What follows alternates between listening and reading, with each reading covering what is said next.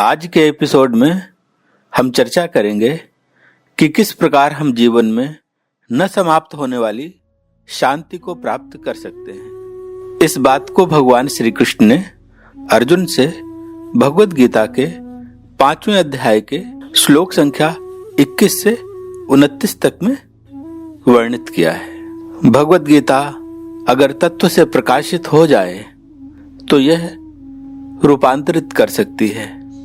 अतः आपसे निवेदन है कि आप इस पूरी चर्चा को बहुत ध्यान से सुने, और यदि यह चर्चा आपके हृदय को छूती है तो कृपया इसे लाइक करें, चैनल को सब्सक्राइब करें और अपने स्वजनों के हित के लिए यह वीडियो उनसे भी साझा करें।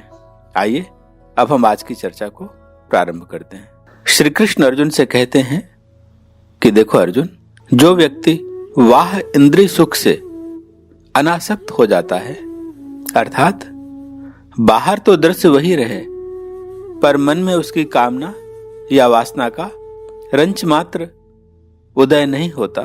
जैसे अगर किसी के घर पर पहरेदार ना हो तो चोर घुस जाते हैं, वैसे ही जिसके अंतःकरण में अनासक्ति का बोध न जगा हो तो काम क्रोध आदि वृत्तियां उसके अंदर घुस जाती हैं। अतः अनासक्त वही हो सकेगा जो इन वृत्तियों के प्रति सजग होगा, जो दृष्टा की तरह देख रहा है कि आंख ने, कान ने वाह स्पर्श से कुछ सूचनाएं अंदर भेजी हैं, पर मन उसे कैसे देखता है? क्या मन में उसका कोई प्रभाव पड़ रहा है? यदि प्रभाव न पड़ा तो आसक्ति नहीं बनती और व्यक्ति उनके प्रति अनासक्त रह सकता है। इस स्थिति में वह व्यक्ति अंतर्मुखी होकर अपने अंदर ही उस परमात्म तत्व जो आनंद घन है के दर्शन करके अपने अंतर में आनंद से भर उठता है। जैसे दादू दयाल कहते हैं, दादू देखूं पीव को दूसर देखूं नाही, सबे दिशा से शोध कर पाया घट ही माही, काया अंतर पाइया सब देवन को देव, सहजय आप लखाइया ऐसा अलख अमेव। इस प्रकार स्वरूप सिद्ध व्यक्ति ब्रह्म के साक्षात्कार हो जाने के कारण अक्षय सुख को प्राप्त करता है। लेकिन जो बुद्धिमान नहीं है वे मनुष्य इंद्रियों के स्पर्श से उत्पन्न सुख के पीछे अपना अनमोल जीवन नष्ट कर रहे होते हैं। सुख भी तभी तक सुख लगता है जब तक मिला नहीं, जो ही मिला वह समाप्त हो जाता है। फिर सुख के लिए कुछ नवीन उपाय ढूंढने पड़ते हैं। ऐसा सुख जिनका आदि है और शीघ्र ही जिनका अंत हो जाना है, ऐसे सुख के पीछे जो बुद्धिमान हैं वे नहीं जाते। वे इस शरीर को त्यागने के पूर्व अपनी इंद्रियों के वेगों को सहन करने में समर्थ हो जाते हैं और काम तथा क्रोध को रोकने में सक्षम हो जाते हैं, और इस प्रकार अक्षय सुख को वे इसी संसार में प्राप्त करने लगते हैं। श्री कृष्ण कहते हैं कि जो अंतःकरण में ही सुख का अनुभव करता है और अंतःकरण में ही रमण करता है, जिसकी सारी खोज अंतर की हो गई है, वही ब्रह्म का साक्षात्कार कर सकता है। देखिए, मनुष्य सब कुछ बाहर ढूंढता है, सुख भी बाहर, ज्ञान भी बाहर, शांति भी बाहर, पर सच यह है न दूसरे से सुख मिल सकता है, न ज्ञान और न शांति। हाँ, ज्ञान के नाम पर कुछ सूचनाएं अवश्य मिल सकती हैं। वास्तव में बाहर से तनाव, स्ट्रेस, अनिद्रा यही सब मिल सकता है। अतः श्री कृष्ण कहते हैं कि शाश्वत सुख स्वरूप के ज्ञान से मिलता है और तभी शांति भी मिल सकती है। इसीलिए कबीर बहुत अद्भुत बात कहते हैं। वे कहते हैं, मोको कहाँ ढूंढे रे बंदे, मैं तो तेरे पास में, ना मैं देवल ना मैं मस्जिद ना काबे कैलाश में, ना तो कौने क्रिया कर्म में, नहीं जोग बैराग में। खोजी होए तो तुरत मिले हों पल भर की तलाश में। कहें कबीर सुनो भाई साधो सब श्वासों की श्वास में। अर्थात हे बंदे, तू मुझे कहाँ ढूंढ रहा है? मैं तो तेरे अंदर ही हूं। ना तो मैं मंदिर में हूं, ना मस्जिद में हूं, ना काबा में हूं, न कैलाश में हूं, ना ही मैं किसी क्रिया कर्म में हूं, नहीं योग में हूं, नहीं वैराग्य में हूं। लेकिन अगर तू खोजी है तो मैं तुझे तुरंत मिल सकता हूं। बस तुझे एक पल की ही आवश्यकता है। अतः कबीर बहुत स्पष्ट कहते हैं, बाहरी क्रियाकर्म में ईश्वर को नहीं ढूंढा जा सकता, उसे तो अंतर्मुखी होकर अंदर ही पाया जा सकता है।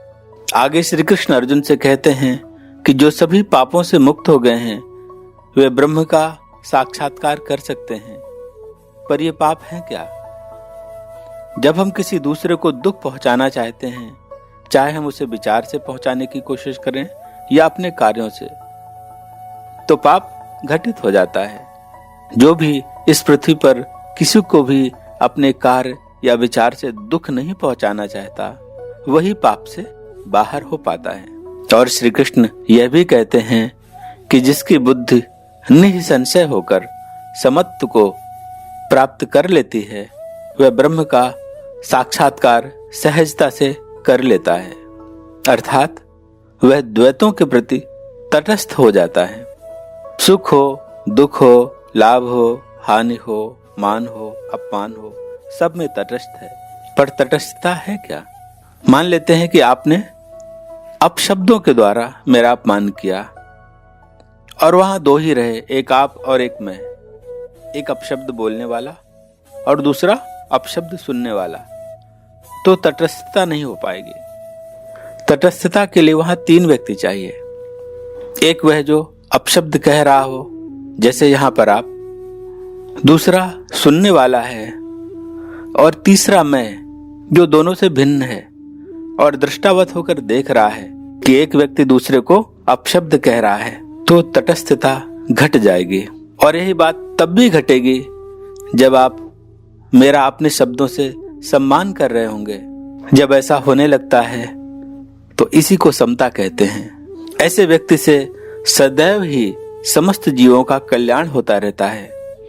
वे सदैव मुक्त अवस्था में रहते हैं। ऐसे मुक्त व्यक्ति में न तो सांसारिक इच्छा ही रह जाती है और इच्छा के न रहने के कारण क्रोध भी उत्पन्न नहीं होता और फिर कुछ खोने का भय भी नहीं रहता। इस प्रकार आत्म संयम से सिद्ध व्यक्ति अपने अंतर में परमात्मा के सदैव दर्शन प्राप्त करता रहता है।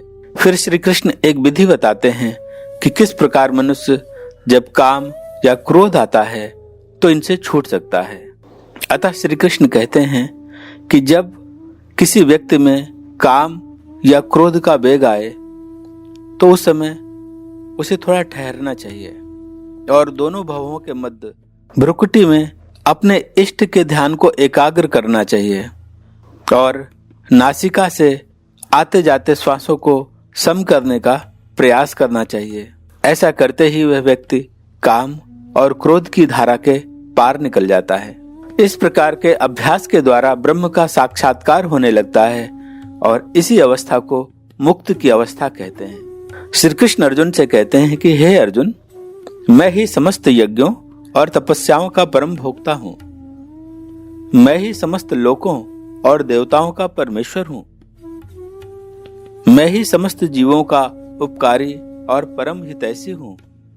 जो यह जानता है वही मेरा भक्त वास्तविक शांति को प्राप्त हो जाता है। अर्थात हे अर्जुन, मेरे द्वारा पूर्व में वर्णित यज्ञ रूपी कर्मों की तपश्चर्या द्वारा व्यक्ति सारे कर्म बंधनों से मुक्त हो जाता है।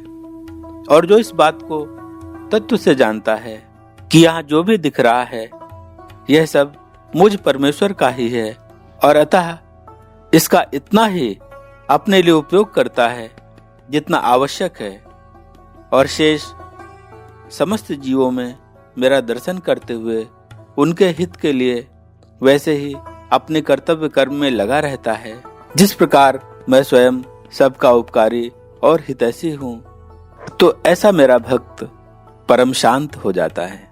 यही राज है शांति पाने का, जो भगवान श्री कृष्ण ने अर्जुन को भगवत गीता में बताया है।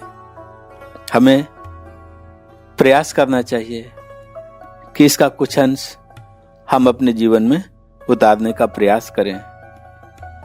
शांति के लिए बहुत सारे मार्ग में हम आगे बढ़े, एक बार ये भी अपना करके देखें। आज इतना ही। जय गौ माता, जय गोपाल।